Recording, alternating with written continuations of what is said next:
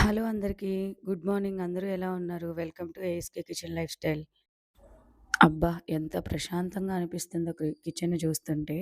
నైటే గిన్నెలు కడిగి అండ్ అలానే కౌంటర్ టాప్‌ని క్లీన్ చేసుకుంటే, మార్నింగ్ లేచిన వెంటనే కిచెన్‌లోకి అడుగు పెడితే ఎంత ప్రశాంతంగా, ఎంత హాయిగా అనిపిస్తుందో. చిన్న పిల్లలున్న ఇల్లు ఎంత సర్దినా సర్దినట్టుగా అనిపిచ్చదు. మనం ఒక పక్క ఇల్లు సర్దుకుంటూనే ఉంటాం. మళ్ళీ వాళ్ళు ఆ బొమ్మల్ని ఎక్కడ పడితే అక్కడ వేయడం, ఇల్లుని చిందరవందరగా చేస్తా ఉంటారు.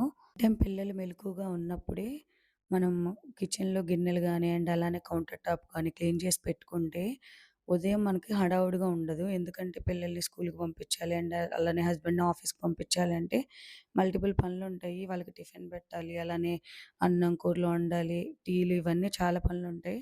సో, అందుకని ఏంటంటే నైటే మనం గిన్నెలు కడిగేసుకొని కౌంటర్ టాప్ క్లీన్ చేసి పెట్టుకుంటే మార్నింగ్ లెగవగానే మనం ఇల్లు ఊడ్చుకొని, లేకపోతే పిల్లలెక్కడ పడేసిన బొమ్మలక్కడ సర్దేసుకొని, ఆ పని చాలా ఈజీగా ఉంటుంది.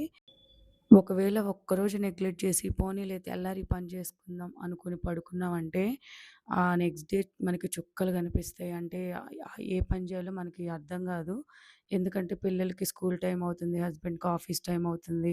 వాళ్ళకి టిఫిన్ చేయాలి, లేకపోతే వాళ్ళకి బాక్స్ పెట్టాలి, ఇంటి పని చేయాలి, ఇవన్నీ అర్థం కాకుండా చిందరవందరగా ఉంటాయన్నమాట. సో, అదే నైట్ టైమ్ కొంచెం అన్ని పనులు క్లియర్‌గా చేసుకుంటే మనకి హ్యాపీగా అనిపిస్తుంది. నేను నైట్ టైమే అంతా క్లీన్ చేసి పడుకున్నాను గాబట్టి, మార్నింగ్ లెగవగానే నేను ఫస్ట్ వాటర్ బాటిల్స్ ఫిల్ చేసుకుంటున్నాను. నాకు వాటర్ బాటిల్స్ ఫిల్ చేయడం అంటే పెద్ద తలకాయ నొప్పి పని. నాకసల ఆ పని అస్సలు నచ్చదు. ఎవరైనా చేస్తే బావుంటదనిపిస్తది. దాని తర్వాత నేను స్టాండ్‌లో అంట్లున్నాయి గదా! నైట్ కడిగినవి అవన్నీ ఎక్కడివక్కడ సర్దేసుకుంటున్నాను. స్టాండ్‌లో అంట్లు సర్దుకోవడం గూడా ఇప్పుడే బెటర్. ఎందుకంటే తర్వాత మనం వంట చేసిన తర్వాత ఆ గ్రానైట్ మీద చాలా మళ్ళీ పాత్రలుంటాయి. ఇప్పుడు ఖాళీగా ఉంటుంది గాబట్టి ఇప్పుడే సర్దుకోవడం బెటరు. హమ్మయ్య! వాటర్ ఫిల్లింగ్ అయిపోయింది. అండ్ అలానే స్టాండ్‌లో అంట్లు కూడా సర్దేసుకున్నాను. ఇప్పుడు నేను టిఫిన్ సెక్షన్ స్టార్ట్ చేశాను. ఇవాళ నేను టిఫిన్ ఇడ్లీ చేస్తున్నాను. దానిలోకి పల్లీ చట్నీ చేస్తున్నాను. అండ్ అలానే కొంచెం రాగి జావ కూడా చేస్తున్నాను అశ్వి కోసం. వాడికి ఆ ఇడ్లీ నచ్చదు. ఇప్పుడు వాడికి ఆ ఇడ్లీ తినిపించడానికి నేను ఎన్ని తంటాలు పడాలో. అండ్ అలానే రాగి జావ కూడా ఏదో స్వీట్‌గా ఉంటది కాబట్టి తాగుతాడు గానీ, నార్మల్‌గా లైట్‌గా సాల్ట్ ఏసిస్తే మాత్రం దాన్నసలు టచ్ కూడా చేయడు. దానికి తోడు ఇవాళ ఆ ఇడ్లీ కూడా కంకర్రాళ్ళలాగొచ్చినియి. అవి ఎందుకలా వచ్చినాయో చెప్తాను. నేను ఇవాళ రాగి జావలోకి బెల్లం లేదని ఇన్‌స్టామార్ట్ నుండి బెల్లం ఆర్డర్ పెట్టుకున్నాను.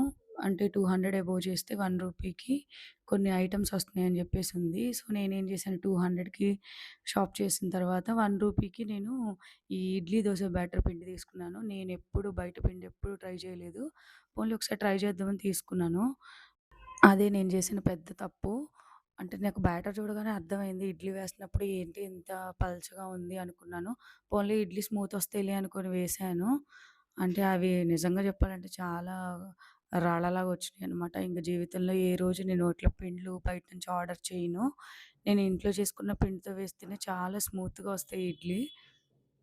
అశ్వి గూడా అమ్మ ఇడ్లీ బాలే చండాలంగా ఉన్నాయి నాకొద్దు అని జెప్పి పాపం అలా ఎళ్ళిపోయాడు. ఖాళీగా ఎళ్ళిపోయాడు ఏం తినకుండా.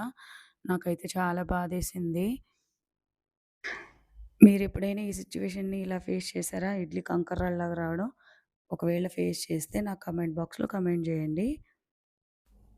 నేనిప్పుడు ఇడ్లీ వేస్తున్నాను. ఇడ్లీ కుక్కర్‌లో కొంచెం వాటర్ తీసుకొని, దాన్ని పొయ్యి మీద పెట్టుకోవాలి. దాని తర్వాత ఇడ్లీ ప్లేట్స్ ఉన్నాయి గదా! వాటిని ఒకసారి కడిగేసుకొని, వాటర్ అన్నీ వంపేసి అంటే ఒక చుక్క కూడా వాటర్ ఉంచుకోకుండా వాటర్ అన్నీ వంపేసిన తర్వాత, మనం బ్యాటర్‌ని ప్రిపేర్ చేసుకున్నాం గదా! దాన్ని ఒక హాఫ్ ఏసుకోవాలి అంతే. ఫుల్‌గా వేసుకోకూడదు. ఇడ్లీ పాత్రలో కొంచెం కొంచెం వేసుకోవాలి. 3/4 ఏసుకోవాలనమాట. ఇదిగోండి నేను తీసుకున్న ఇడ్లీ పిండి ఇదే అనమాట. దాంట్లో కొంచెం సాల్ట్ కలుపుకొని ఇడ్లీ వేసుకోవాలి. అంటే నేను ఆల్రెడీ కొంచెం టేస్ట్ చూసాను సాల్ట్ లేదు. వాళ్ళు సాల్ట్ వెయ్యరు. మనం ఒక స్పూన్ సాల్ట్ వేసుకొని బాగా కలిపి ఇడ్లీ వేసుకోవాలి. నా సజెషన్ ఏందంటే అసలు బయట పిండే ట్రై చేయొద్దు. వాటంత వరస్ట్ ఇంకోటి ఏమీ ఉండదు. మన ఇంట్లో చేసుకున్న పిండిలతోని వేసుకుంటేనే ఇడ్లీ చాలా టేస్ట్‌గా ఉంటాయన్నమాట. పిండి చూసారా ఎంత పలచగా ఉందో? ఇప్పుడు నేను ఇడ్లీ వేసి చూపిస్తాను ఒకసారి చూడండి. పిండి గూడా మనకి యాక్చువల్‌గా కొంచెం గట్టిగా ఇస్తే బావుండనిపించింది నాకు. ఎందుకంటే మనం దాన్ని బట్టి వాటర్ కలుపుకుంటాం గదా! ఇది రావడమే దోస బ్యాటర్ కన్నా మరీ దారుణంగా వచ్చింది. మనం దోస బ్యాటర్ కలుపుకుంటాం గదా! కొంచెం దోస బ్యాటర్ మరీ పలచగా కాకుండా కలుపుకుంటాం గదా! ఇది మరీ పలచగా వచ్చింది. ఇంక నేనే వాటర్ కలుపుతాను ఇందులో. సో, అదిగో చూడండి ఎంత పలచగా వచ్చిందో అస్సలు బాలేదు.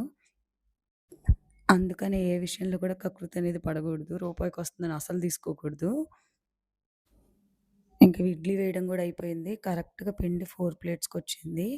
ఇది 500 గ్రామ్స్ అనమాట. కరెక్ట్‌గా 4 ప్లేట్స్‌కొచ్చింది. వాటర్ గూడా మరిగినియనమాట. ఇప్పుడు మనం ఈ ఇడ్లీ ప్లేట్లు పెట్టి మూత పెట్టేద్దాం. సో, ఇడ్లీనేంటంటే మనం మీడియం ఫ్లేమ్ మీద ఒక 10-12 మినిట్స్ ఆవిరిలో ఉడికిస్తే సరిపోతుంది. ఉడికిన తర్వాత 2 మినిట్స్ ఆగి స్పూన్‌ని తడిపి ఇడ్లీ తీస్తే మనకి చాలా పర్ఫెక్ట్‌గా వస్తాయి ఇడ్లీ. 10 మినిట్స్ తర్వాత నేను మూత తీసి చెక్ చేస్తున్నాననమాట. ఇడ్లీ ఎలా వచ్చినాయి ఏంటి అని. నాకు టచ్ చేసిన వెంటనే అర్థమైపోయినాయి ఇడ్లీ బాలేదంటే కొంచెం గట్టిగా వచ్చినాయని. కానీ ఏం చేయలేను కదా! వాడి స్కూల్ టైమ్ గూడా అప్పటికయిపోయింది. వేరేదేదైనా చేసి పెడదామంటే, కరెక్ట్‌గా నాకు ఇంకొక 15 మినిట్స్ టైమ్ ఉంది. వాడు ఆ ఇడ్లీ తినడమే చాలా కష్టం. నేను దానికి తోడు మళ్ళీ ఇంకేదైనా వేరేది చేసి పెట్టడం అనేది ఇంకా ఇబ్బంది. ఇడ్లీ అయిపోయింది గదా! దాన్ని వేరే స్టవ్ మీదకి పెట్టి, అదే ఫ్లేమ్ మీద ఇప్పుడు ఇంకొక కడాయి పెట్టి చట్నీ ఆల్రెడీ మిక్సీ వేసుకున్నాను. దానికి నేను పోపు పెడుతున్నాను. తర్వాత దాన్ని చట్నీలో కలిపేసుకున్నాననమాట. అది పక్కన పెట్టేసి నేనిప్పుడు రాగి జావలో కొంచెం పాలు మిక్స్ చేస్తున్నాను. దానికన్నా ముందేంటంటే అశ్వికి కొంచెం ఒక తొలకలొస్తాయి గదా! ఆ తొలకొచ్చినా గూడా రాగి జావని వాడు తాగడు. అందుకని రాగి జావని ఫస్టే కొంచెం స్ట్రెయిన్ చేసి, దాని తర్వాత అందులో నేను పాలు కలుపుతున్నాను. అలా అయితే వాడికి నోటికేమి అడ్డం రాకుండా ఉంటే వాడు ఈజీగా తాగేస్తాడు. ఇప్పటివరకు ఈ వీడియో చూసినందుకు ప్రతి ఒక్కరికి చాలా థ్యాంక్ యూ. అండ్ అలానే ఈ వీడియో గనుక మీకు నచ్చినట్లయితే లైక్ చేయండి. కామెంట్ కూడా చేయండి. నేను మీకు రిప్లై కూడా ఇస్తాను. అండ్ అలానే సబ్స్క్రైబ్ చేసుకోవడం మాత్రం మర్చిపోకండి ఎవరైనా చేసుకొని వాళ్ళు ఉంటే. థ్యాంక్ యూ అండి. నెక్స్ట్ వ్లాగ్‌లో కలుద్దాం. బాయ్.